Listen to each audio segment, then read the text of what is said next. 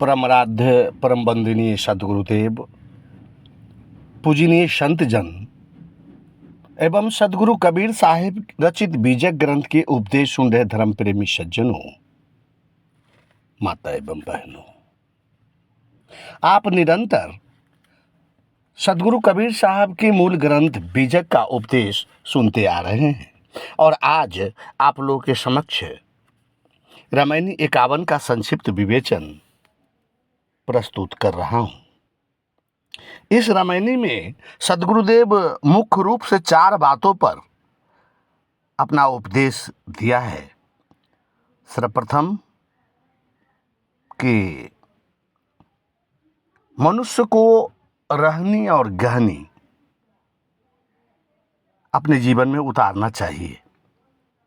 जो ज्ञान वे ग्रहण करते हैं उसे अपने आचरण में उतारना चाहिए। और दूसरी बात, बेस बनाना ये संतों का लक्षण नहीं है।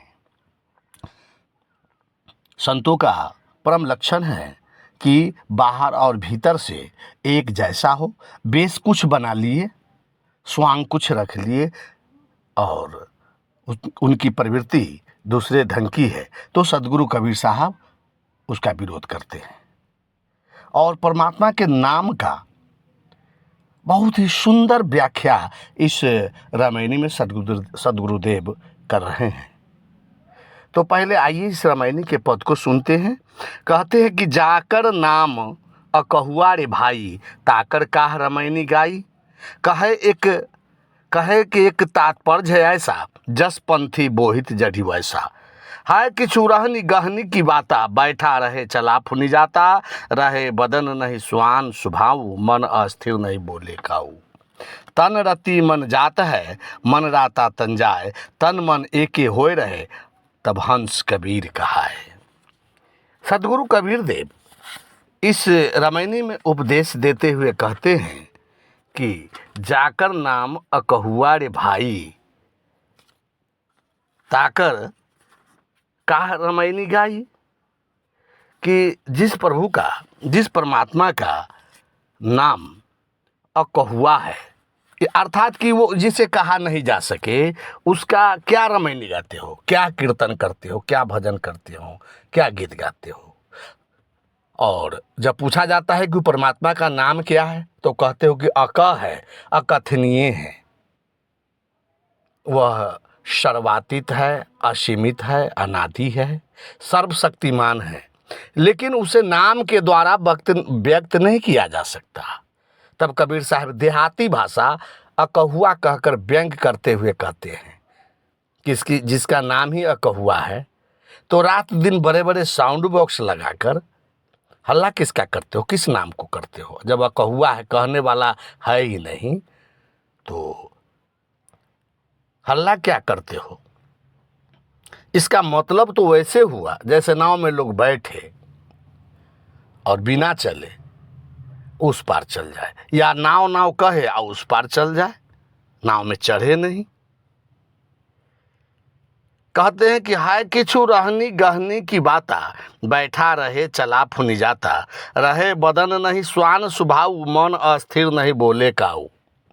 यहाँ सदगुरु देव बड़ा ही गूढ़ उपदेश दे रहे हैं कि परमात्मा की प्राप्ति यानी परमात्मा का साक्षात्कार रहनी गहनी की बात है। रहनी का मतलब होता है आचरण, तथा गहनी का अर्थ होता है ग्रहण करना। यह बात ठीक है, जिस समय प्रार्थना, कीर्तन, वंदना किया जाता है उस समय मन शांत रहता है, वृत्ति सात्विक रहता है, क्षमा दया करुणा शील स्वभाव पर विचार होता है, अच्छी बात है। परंतु प्रार्थना वंदना के बाद ये आचरण में क्यों नहीं ग्रहण होता, क्यों नहीं आचरण में उतारा जाता। फिर वही धूर्तता, वही क्रूरता शुरू हो जाता है। इसलिए साहब कहते हैं कि स्वरूप स्थिति की प्राप्ति अर्थात परमात्मा मिलन सिर्फ कथा कीर्तन की बात नहीं, रहनी गहनी की बात है। इसलिए सदगुरुदेव ने कहा है कि करनी करे सो पुत्र हमारा, कथनी करे सो नाती, और रहनी रहे सो गुरु हमारा। सदगुरुदेव रहनी पर विशेष जोर दिया है। नाव में बैठे बैठे लोग नदी पार चला जाता है, चलना उसे नहीं पड़ता। उसी तरह जो रहनी में रहता है लोग, उसे चलना नहीं पड़ता। रहनी गहनी में रहने वाले परम शांति को स्वतः प्राप्त कर लेता है। इसलिए सद्गुरुदेव कहते हैं कि कितना पाठ कीर्तन वंदना करते हो, यह मोक्ष तथा परमात्मा प्राप्ति का मार्ग नहीं है अगर आपने आचरण ठीक नहीं किया। आचरण ठीक कर लिया तो कल्याण हो जाएगा, चाहे कीर्तन करो, पाठ करो, जप करो, संयम करो या न करो। इसलिए सद्गुरुदेव आगे कहते हैं कि रहे बदन नहीं स्वांग सुभाऊ, मन स्थिर नहीं बोले कहो। और अगर आप हमारे चैनल को सब्सक्राइब नहीं किया है तो अवश्य कर लें, लाइक और कमेंट जरूर करेंगे। यहाँ सद्गुरुदेव सदरहनी को ग्रहण करने की बात कर रहे हैं कि जो सदरहनी सद्ज्ञान पर स्थिर रहता है, उसे अपने जीवन में उतारता है, तो वह स्वतः आत्म प्रदेश में चला जाता है।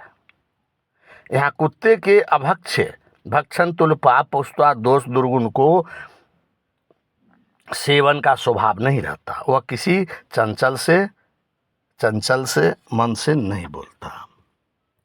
आगे सद्गुरुदेव कहते हैं कि जैसा कि ग्रंथ में अन्यत्र भी बताया गया है, तन मन एके होए रहे तब हंस कबीरा होए।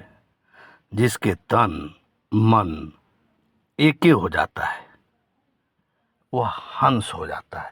हंस एक प्रकार की पक्षी है जो सरोवर में रहता है, निर्मल जल पीता है, और कहा जाता है कि वह नीर क्षीर को अलग अलग कर देता है, अर्थात ये पानी में से दूध को अलग कर देता है और पानी को अलग कर देता है।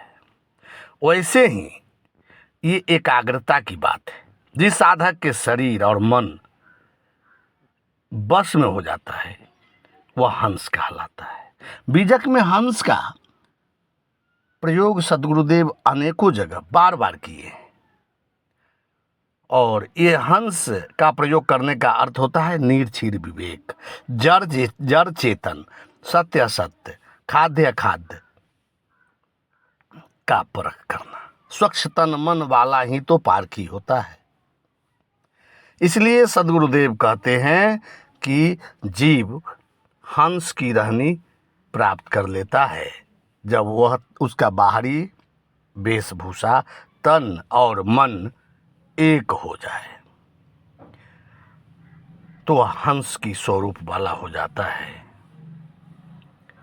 आगे सद्गुरुदेव साखी के माध्यम से कहते हैं कि तन रति मन जात है, मन राता तन जाए, तन मन एके होए रहे तब हंस कबीर का है।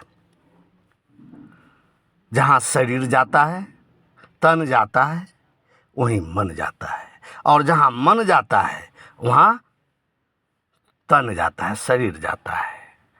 तो शरीर के सदरहनी में रहने पर कुसंस्कार बस मन कुमार्ग में चला जाता है, और मन के स्थित रहने पर कुसंस्कार से शरीर भटक जाता है। इसलिए सद्गुरुदेव कहते हैं कि जब तन मन दोनों सत्यानिष्ठ हो जाए तो साधक विवेकी कहलाता है।